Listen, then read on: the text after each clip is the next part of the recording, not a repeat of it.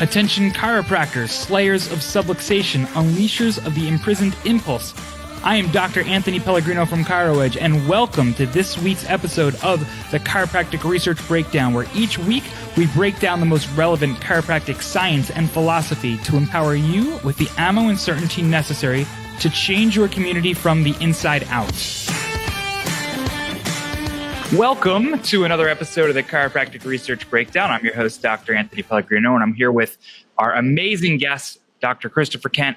So, with that, as you guys may know, I have this weird obsession with believing that if you and your practice members or patients actually understand what the heck is going on in chiropractic and why it works, that they're more likely to actually continue care, refer their friends and family. So I took articles like this, what we're going to be discussing today, and broke it down to a patient newsletter. So if you guys want that for your office, you can jump on ChiroEdgeMedia.com. So today, we're going to be discussing with Dr. Kent a couple different things. So we're going to be focusing on, and kind of letting the conversation go, this article that was recently published at two places. I see, Dr. Kent, you sent me, it was in Archives of Neurology and Neuroscience, as well as it was in the Annals of Vertebral Subluxation Research. Correct. So it's called Proposed Neurobiological Processes Associated with Models of Vertebral Subluxation, including Dysafferentation, Dyskinesia, Dyskinesis, Dysautonomia, Neuroplasticity, and Aphaptic Transmission. So don't try to say that 10 times fast, because you probably won't be able to. But this is, if you guys have done safety pin cycle, Dysafferentation, the four-dimensional model, this is almost like an update we were discussing, Dr. Kent, right? Exactly. You know, it's really a lot simpler than it seems.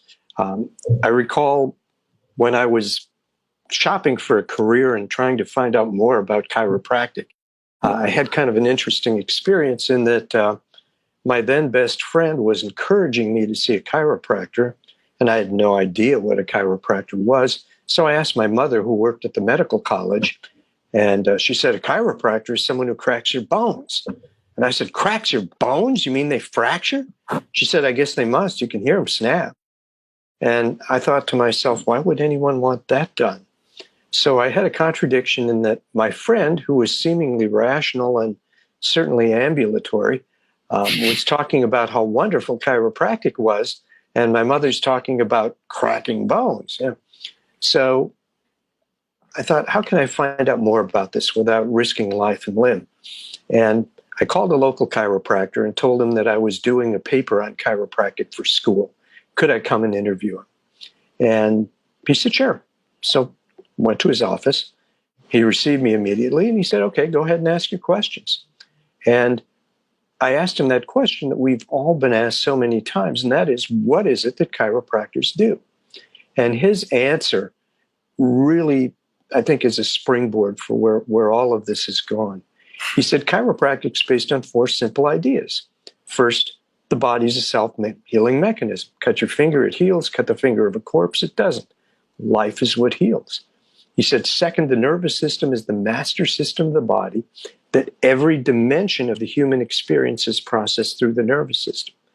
Every thought, every word, every deed, every movement, every motion, every emotion is processed through the nervous system.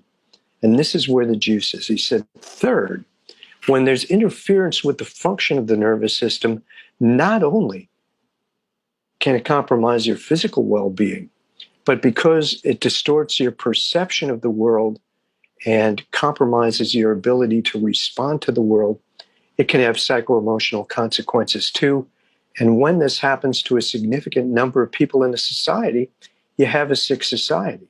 And he said, what I do as a chiropractor is locate and correct the cause of that interference. That made sense then. And the deeper we get into this onion that we're peeling, this nervous system, this vertebral subluxation phenomenon, the more I relate back to what he said way back when. And we've all talked about the safety pin cycle. We're very familiar with that. And we're also familiar with what some call conceptual definitions of subluxation. You know, Stevenson's classic model of a loss of juxtaposition, occlusion of an opening, impingement of a nerve, and interference with mental impulses, and some more sophisticated ones as well. But the thing that was missing was an operational definition that would work with all techniques. So what's an operational definition? How does that differ from the other types? Well, an operational definition simply is, how do you do it? How do you determine a person is subluxated? And we have a lot of technique-specific operational definitions, where a person might use static palpation, motion palpation, leg checks, things of this nature. That's how they do it. So we said, well, what can we come up with that has reliable and valid technology associated with it that could conceivably be used with any technique and that's congruent with what we're doing? So we came up, Patrick Gentippo and I, with the 4D model. And the first element of that is dysafferentation. Now, what in the world is that?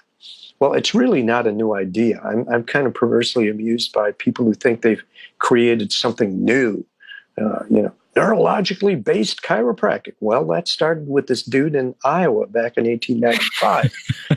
Dysafferentation. Well, the safety pin cycle followed not long after. This really isn't new stuff.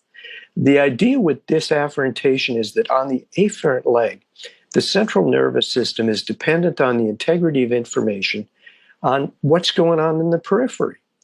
How do I know that my arm is out here somewhere with my eyes closed? Well, I'm getting this afferent input. And back in the 1960s, a group of chiropractors, specifically Marshall Himes and Andy Peterson, came up with a really innovative concept. I said, man, this is the coolest thing I've seen in a long time. And that was the notion of a neural image. And the neural image is the body's perception of itself in relation to its environment. So what determines the integrity of the neural image is the integrity of, this vast array of sensors that we have out there. If you went to school back when I did, I said chemistry was very easy. We only had 4 elements: earth, air, fire, and water. But when we studied the structure of the spine, we were taught that the disc had no direct nerve supply, right? That the ligaments didn't have a nerve supply, and that pain was due to either periosteum or muscle, because that's the only stuff that had the receptors. But back in the 80s, Bogduk and some other investigators, Mendel, Wink, Zimny, some others, looked at the nerve that is associated with the intervertebral disc, and there's a lot of nerve stuff in there, especially in the outer annulus. Also, White looking at mechanoreceptors in the posterior joints, and some more recent stuff looking at sensors in the meninges and the like. What we know is that the intelligence of the body has created a very sophisticated sensory system in there. In the upper cervical spine and the muscles, we have a tremendous density of receptors in there, and some have even proposed that these muscles are as much mechanoreceptors as they are movers.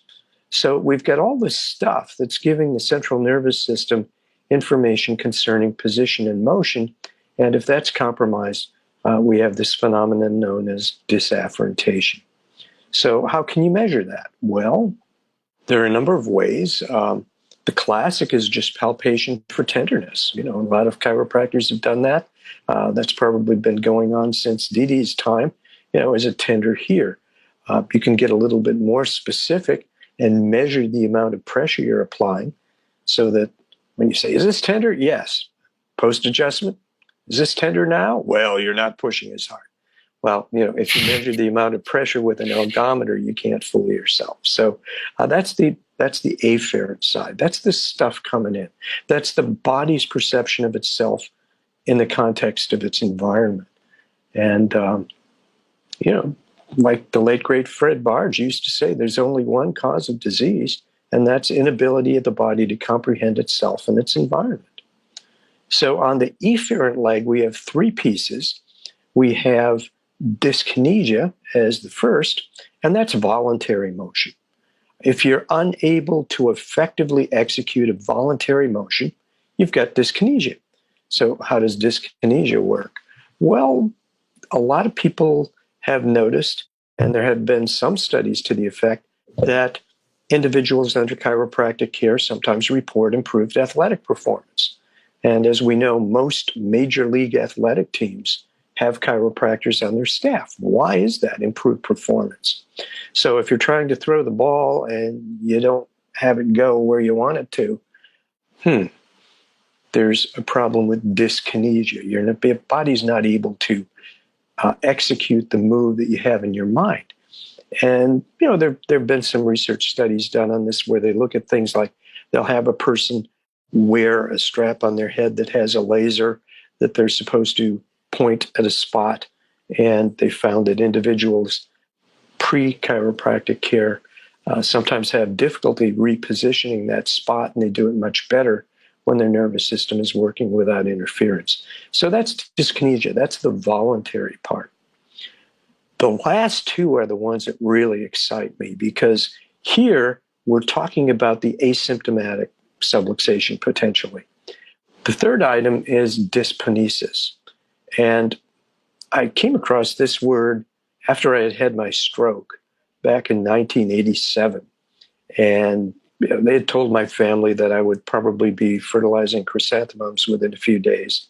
And I thought, well, even though I did much better than that after an adjustment, but that's a different story. After I was discharged, I said, I don't know how much time I have left, so I don't want to waste any time. And that meant putting a copy of Dorland's dictionary and the Merck manual on the toilet tank. So even that time wasn't wasted. And I would thumb through Dorland's looking for something, to expand my vocabulary. And one day I crossed the term dyskinesis.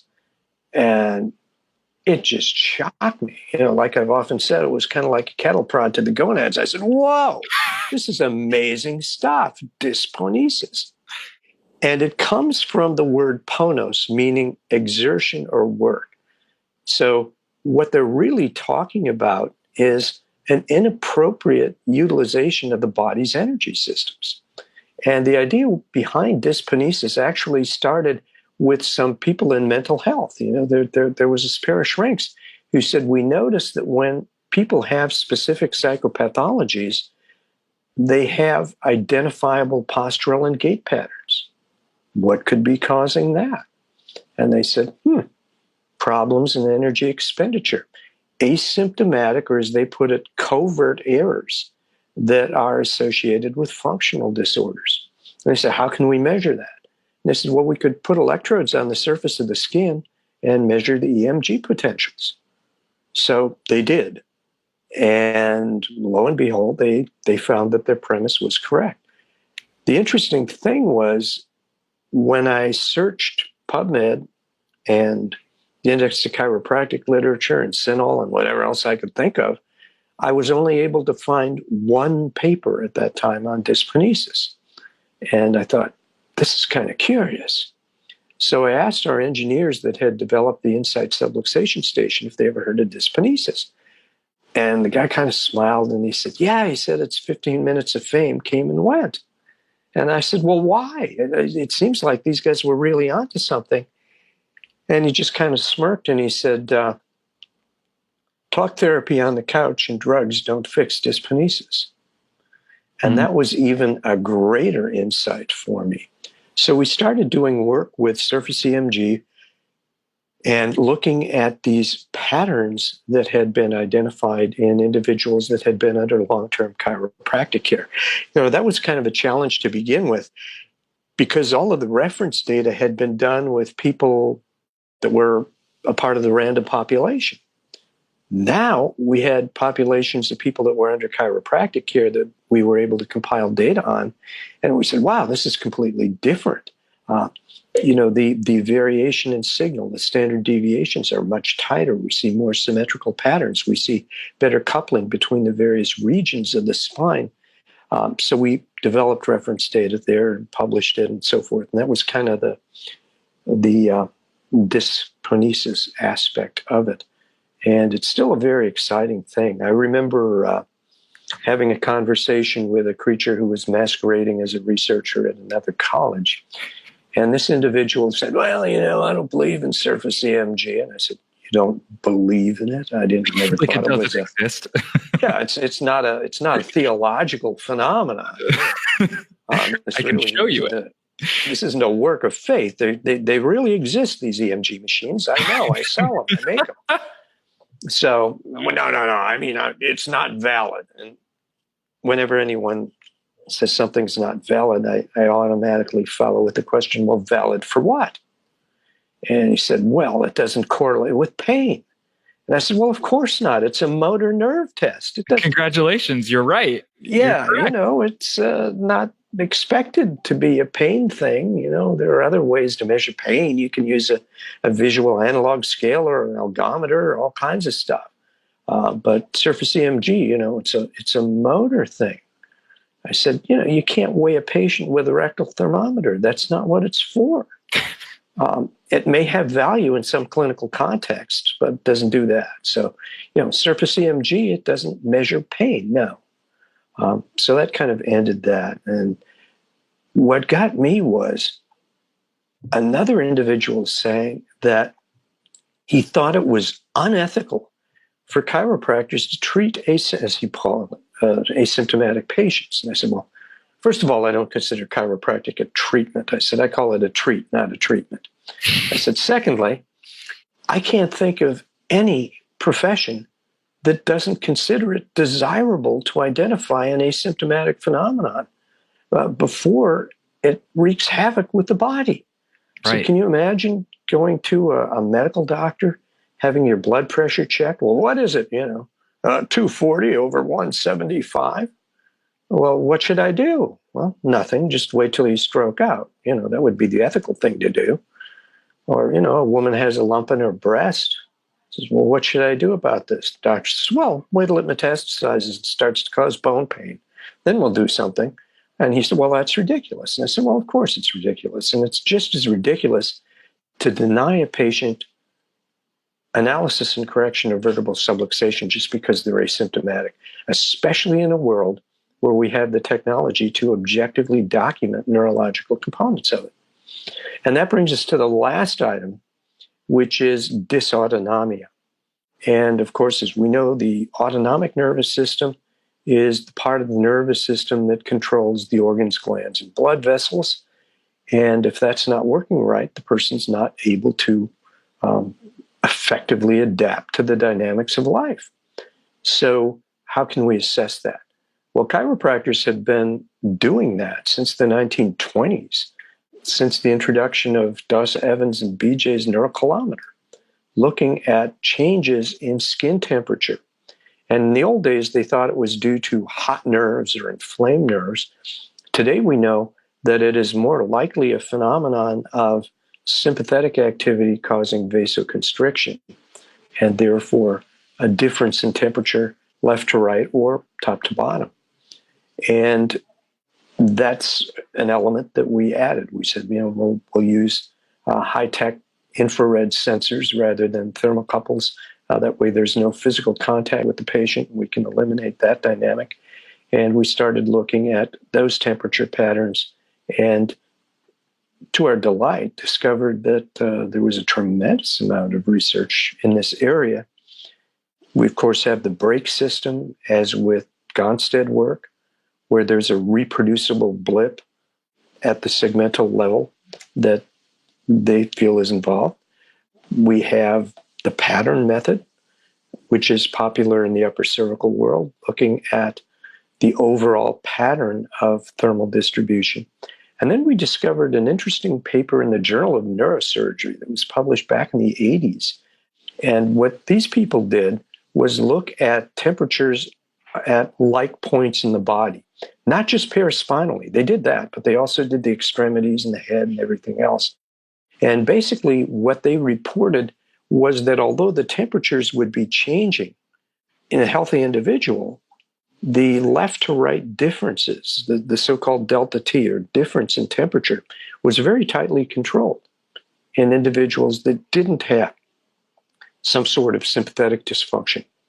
So we incorporated the Umatsu database in this as well, so that you can look at pattern, you can look for breaks, you can look for those deviations in the reference data. But the most exciting part of this journey, which And it's funny when I speak at Sherman, the students often say, "Well, you're a Palmer graduate. Why didn't you go to Sherman?" I said, "Didn't exist." "Why didn't you go to Life?" "Didn't exist." "Why didn't you go to Life West?" "Didn't exist." Yes, I'm really that old. So I go back. Well, actually, it's kind of scary. I enrolled in Palmer in 1970. So next year will mark 50 years of being in the profession on one level or another. Congratulations. Yeah, so thanks. But the thing that really gets me juiced, and still does today, Dr. Rossi's here, he's waving. Yeah, I'm at my office at Sherman, is the concept of heart rate variability.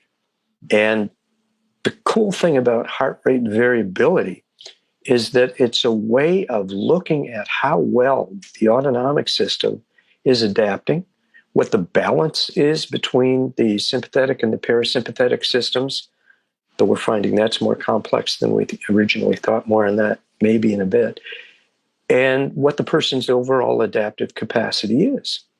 And the way heart rate variability works is that we just use some sort of technique to measure the time between systoles, the time between heartbeats. And the way it was traditionally done was with an electrocardiogram. And when we developed the Insight technology, instead of an electrocardiogram, we used what's called a plethysmograph. And that's a gizmo that measures the blood flow in the finger. So every time there's a systole, there's a pulse wave, and it monitors that. That way you don't have to, mess around with chest electrodes and things like that. And basically the premise is, and it's kind of similar to the pattern idea, that if the body is adapting well, if the autonomic system is doing what it should be doing, there will be variability between the pulses. And again, I got into a discussion with a PhD basic science type guy about this. And he said, I think you chiropractors are onto something, but this business of the nervous system being in control of everything is just not right. He said, I can remove a heart from an animal or even a human being, and it will continue to beat outside the body without any connection to the nervous system whatsoever. And I said, well, of course that's true, but let's continue this thought experiment. If the animal or person that you remove this heart from were able to start running, would the heart in the jug beat faster? And, that was kind of a eureka moment for him. And he said, no. I said, remember, the intrinsic pacemaker of the heart will do its thing without connection to the nervous system. And, you have a rate of about 100, 110 or so. Yeah. But the thing that modulates it, the thing that causes the heart to beat slower or faster is the innervation. Oh, okay. So what we're looking at is how well that system is working, how well the body is able to adapt as reflected in the relationship between the central nervous system and the heart. So with heart rate variability, we're looking basically at two major dynamics. One is the balance, the autonomic balance between the sympathetic and the parasympathetic systems, and the other is the overall adaptive capacity. Now, the sympathetic parasympathetic thing, I'll mention this because I teased you with it. It's not as simple as a seesaw. A study was done with skydivers, and they wanted to see what the relationship there was. And what they found was pretty amazing. They found that when they looked at heart rate variability in skydivers, there was an increase in both sympathetic and parasympathetic modulation. So, there was the fight, flight, there was the rush, there was the feeling of comfort and exhilaration. So it's really kind of interesting.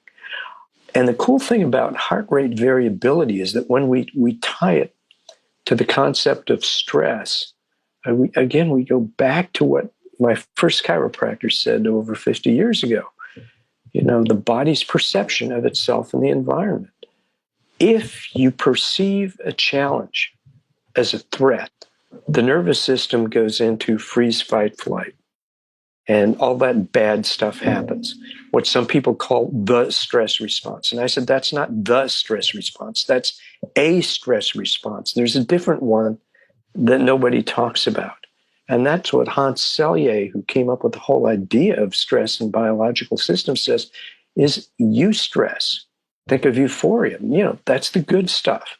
And that if you perceive a challenging event as an opportunity for growth rather than a threat, you go into a whole different physiologic response. And the thing that you need to do that effectively is a nervous system that's free from interference. So, that's kind of a quick review of the 4D model. I know you've covered it before in the past, but you really can't overdo it. But the other things that we covered in this paper are neuroplasticity and ephaptic transmission.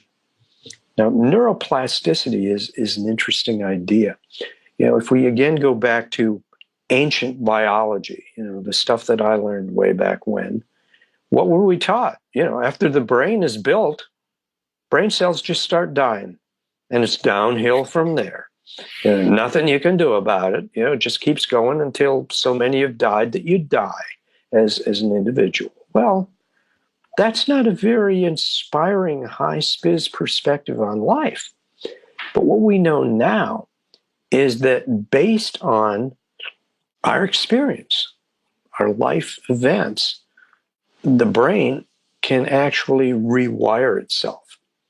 And that's something that's kind of near and dear to my heart, because when I had the stroke, it affected one side of my body.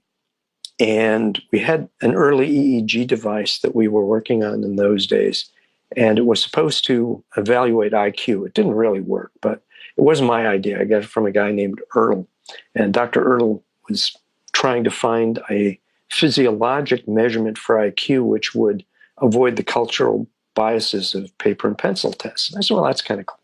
So anyway, he had this EEG program that looked at integration between the hemispheres and gave IQ numbers. So I'm hooked up to this contraption and I'm looking at it, and on one side I'm Einstein plus, and on the other side, I've got the IQ of a cucumber. And I thought, well, how can this possibly be?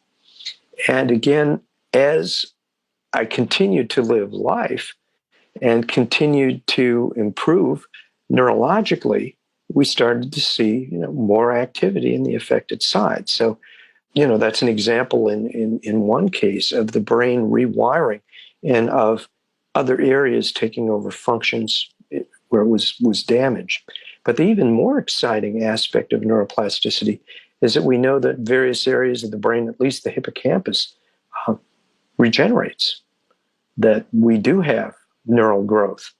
A simple example of this are taxi drivers in London. What in the world is that? Well, taxi drivers in London have to pass an extremely difficult test involving their knowledge of all the streets in London. And MRI studies have shown they actually have, enlarged areas of the brain as a result of this. So how does this neuroplasticity tie in with the 4D model? Very nicely. The idea is that if we have a nervous system that's free from interference because a person's vertebral subluxations have been corrected, they're better able to perceive how they function in the environment, and the brain is now getting good data that it can use to rewire itself to make it as efficient as possible. And the last thing we talked about in this paper was ephaptic transmission, and that's really wild stuff. Ephapsis has to deal with non-synaptic communication, and there are a number of contemporary neurological models that look at this.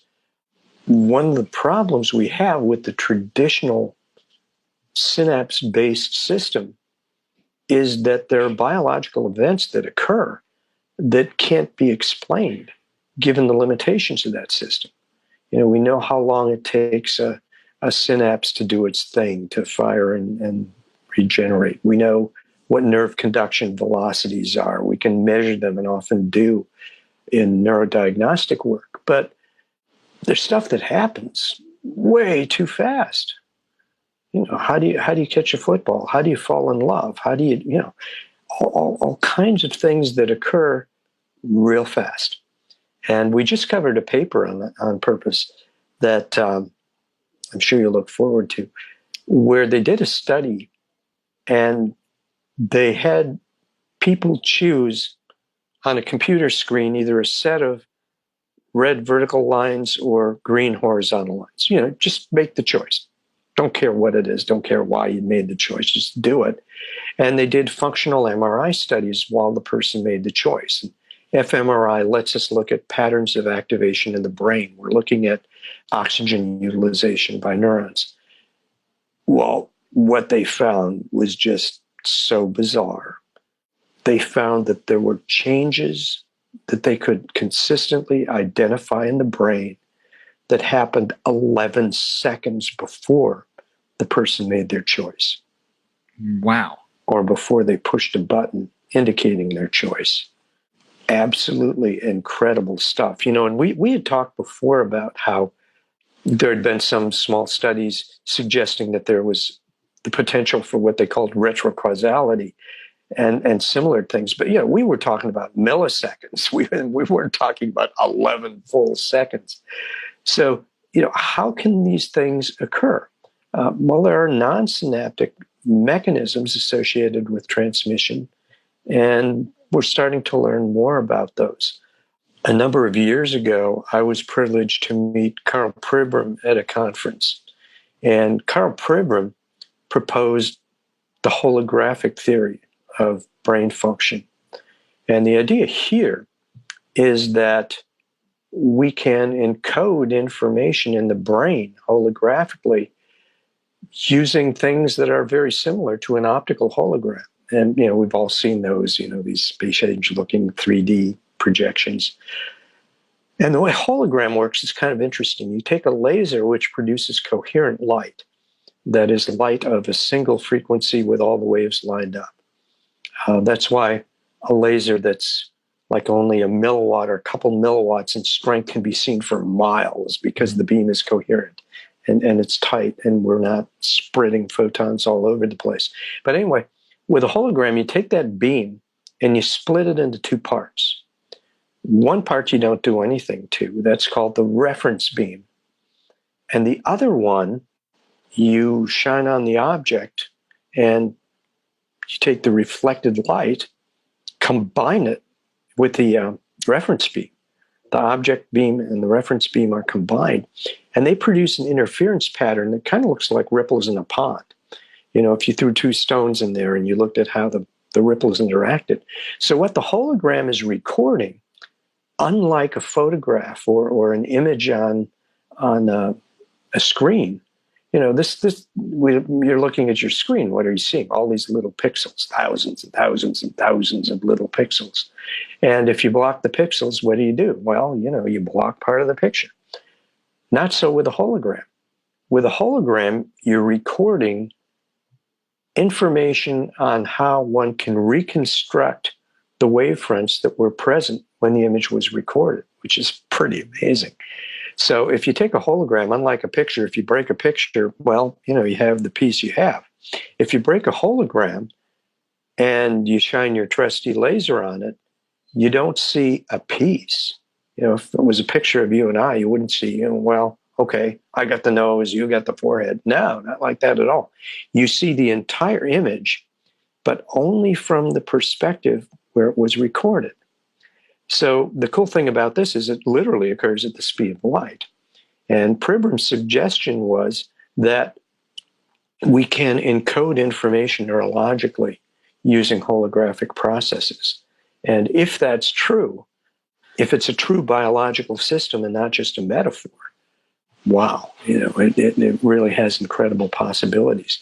Some other non-synaptic methods of transmission that have been identified are mechanical waves. B.J. Palmer talked about taut and tender fibers, and he talked about tone, and he often used the analogy of a musical string. And, we said, well, that's a nice analogy. Well, it's more than an analogy. There actually have been studies done where they put tiny mirrors on nerves and we shine a laser on the mirror, and they find that when the impulse is propagated, it's mechanical.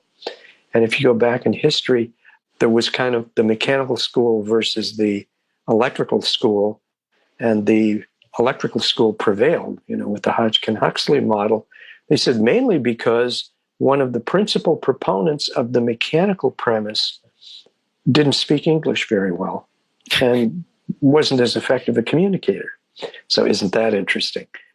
So anyway, lots of stuff in the wonderful world of neurophysiology. But what we're seeing that's exciting to me is that neuroscientists, people in other disciplines are really interested in this stuff. There's some people in chiropractic saying that if you talk about vertebral subluxation, you'll never get published. Well, this paper was published in Archives of Neurology and Neuroscience.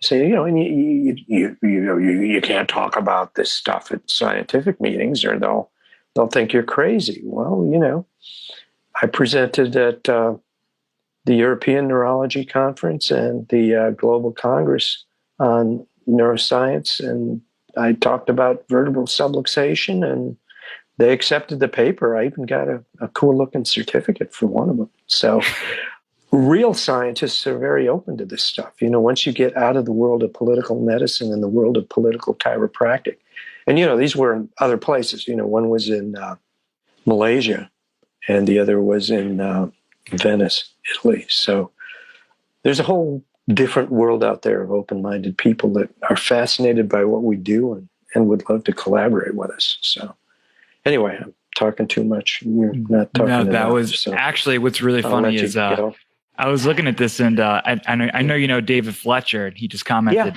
I could listen to this all day long.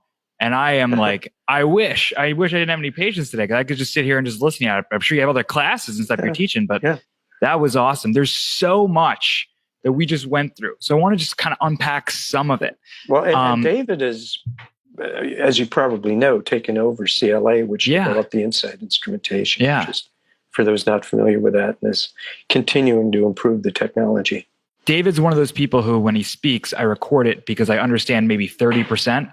And I need to go get a dictionary next to me, because it's just next level all the time. And I'm like, I got to look this up.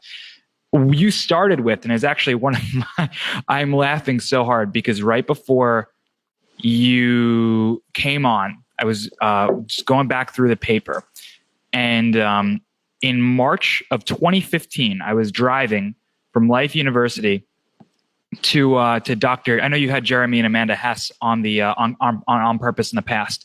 And I was driving down to their office down in Stockbridge, Georgia. And I pulled over, and I was late to their office. I'm sorry, Dr. Jeremy, if you're listening, because I heard you talk about your first chiropractic experience and what is it that chiropractors do. And I pulled over and I took the note for those 4 points. And I pulled it up before we did this in March 11th, 2015. And I think the thing that really impacted me was when we talk about how how subluxation distorts our perception of the world and limits our ability to appropriately respond to the environment. And then if we do this on a large enough scale, it can, to a significant amount of people, it creates a psycho-emotional consequence for society. And when we look at the stuff that, BJ, DD talked about, slip on a slippery sidewalk, I'm blanking, right?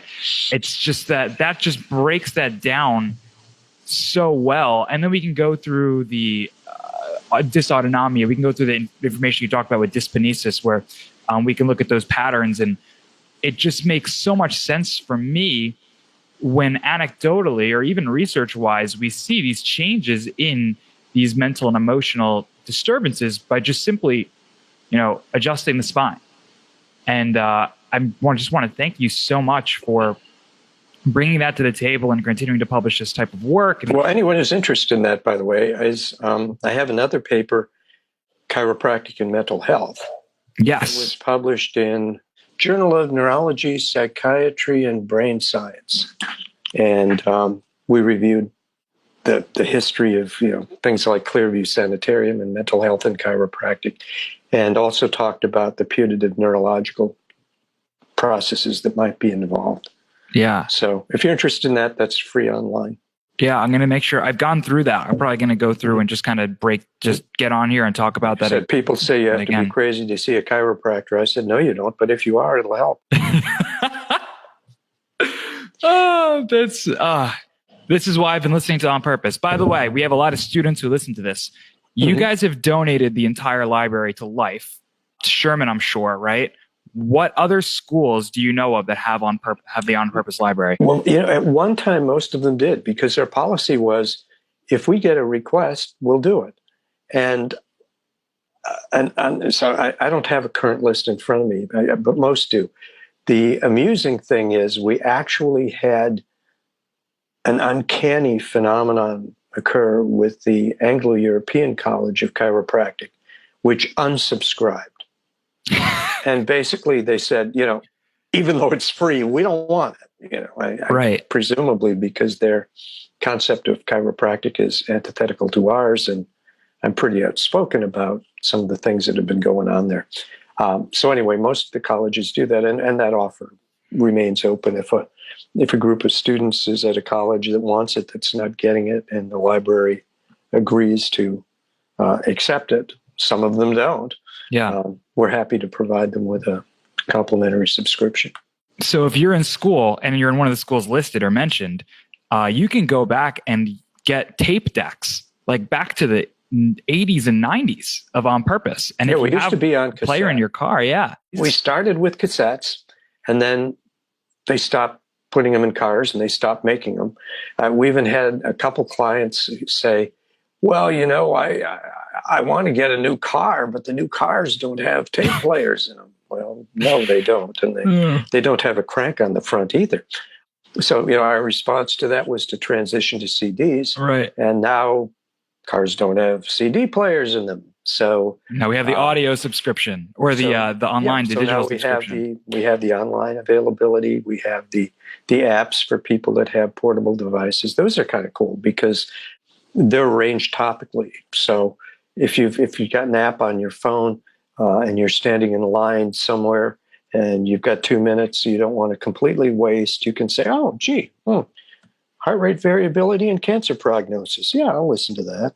You can listen to that for 2 minutes and enrich yourself. So we've tried, and we also have MP3 downloads. So we've tried to evolve with the technology. I don't know what'll be next.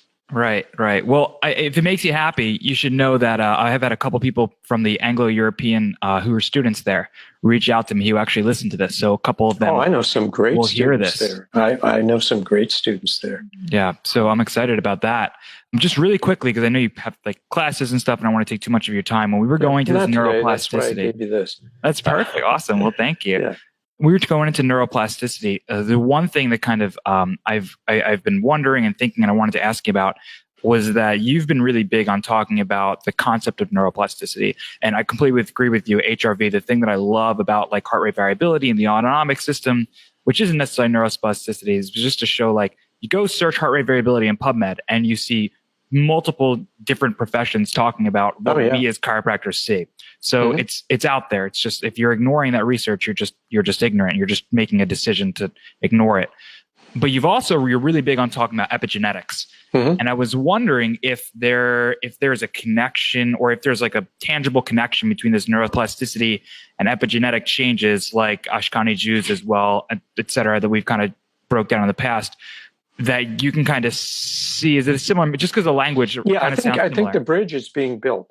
In fact, in a recent publication, they talked about the interaction between the genome, the epigenome, the endocrine system, and how this is all moderated by the nervous system. So, yeah, we're starting to see that. We're seeing more discussion of how lifestyle choice affects genetic expression, and how, again, the nervous system moderates this. There was a fascinating study done by Dean Ornish a while ago, and he's a medical doctor who was very much into wellness and lifestyle type stuff. And they were always bugging him, saying, well, where's your research? Where's the research? Where's the research? So he did an experiment where there was a cohort of men with prostate cancer that had declined treatment, which was kind of interesting. So what he did was he looked at their epigenome, how many genes were turned on and turned off as a result of his wellness intervention, which is, exercise, diet, lifestyle kinds of things. And he was amazed by the robust change there was in genetic expression as a result of making those choices. So again, if we go back to the idea of vertebral subluxation interfering with your perception of the world and your ability to respond to it, and how this will lead to transient neuroplastic changes. Actually, I have a timeline. I wish I could show it to you. But on one side of the continuum, we have the nervous response. That happens real quick. Touch a hot stove, you withdraw. Very shortly thereafter, you feel the pain. Then we have neuroplasticity, where with repetition, with more and more afferent input and building on this reference we talked about holographically, we start to see both functional and anatomical changes in the brain, probably the spinal cord too. And then the next step up is epigenetics, which typically lasts several generations. And beyond that, we have natural selection, where changes occur on a much larger time frame.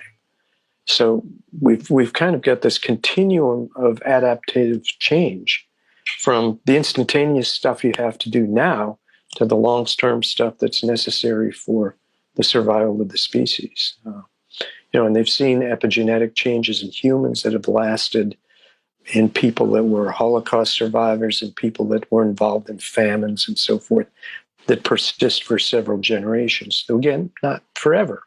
So, as the body needs to become more efficient in the utilization of its resources, these various mechanisms unfold.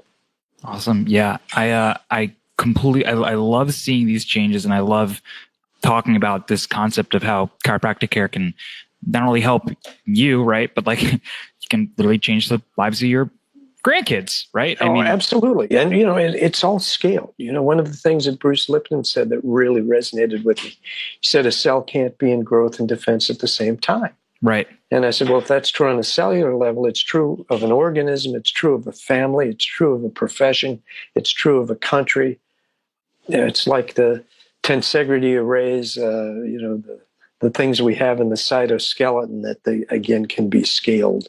And it just keeps on going. It's pretty exciting stuff, and then you get into fractal math and how that relates to nerve function. In fact, the latest stuff in heart rate variability is chaotic analysis, and that's a whole new world. Yeah, that's bringing us back to a woman ahead of her time, subluxation and chaos theory, Sue Brown, which is one of my favorite papers. That and role of subluxation in human evolution just completely, I had to put it down in the middle. It just challenged everything that I thought. And it's brilliant. To quote Lily Van Stoop in, what was that? Blazing Saddles? It's twoo. Yeah. All right. Well, I want to thank you so much for joining me. I could probably do this all day. Yeah, we could. We're going to have things to do. I do have. Yes. We're going to have to, I hope that we can do this again in the future. Maybe we can go through that mental health paper and talk about that, or do something again. I would love to have you back on, and we'll clear out, we'll just clear out an afternoon. We'll just clear out a day and just do it.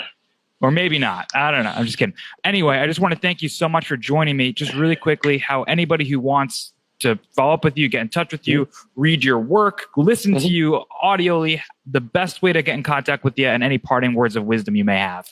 Okay, my suggestion is to go to chiroonpurpose.com, easy to remember, and that has information about becoming an on-purpose subscriber and so forth.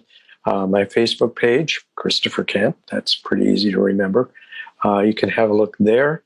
If you want to contact me personally, the best way is by email. Also very simple, ckent@sherman.edu. And what I'd like to leave you with, I guess, that the decisions you make and the actions that you take today affect not only you, your patients, and their immediate family, but ultimately the destiny of humanity. It is that big. Well, thank you so much. I hope you were listening, because this was awesome. And I got so much from this. If you guys saw me looking down at all, I was just burning notes, was trying to do it while looking at you. So thank you so much for listening to another episode of the Chiropractic Research Breakdown. Dr. Kent, thank you so much for joining us today. Guys, go slay some subluxations, and I love you all.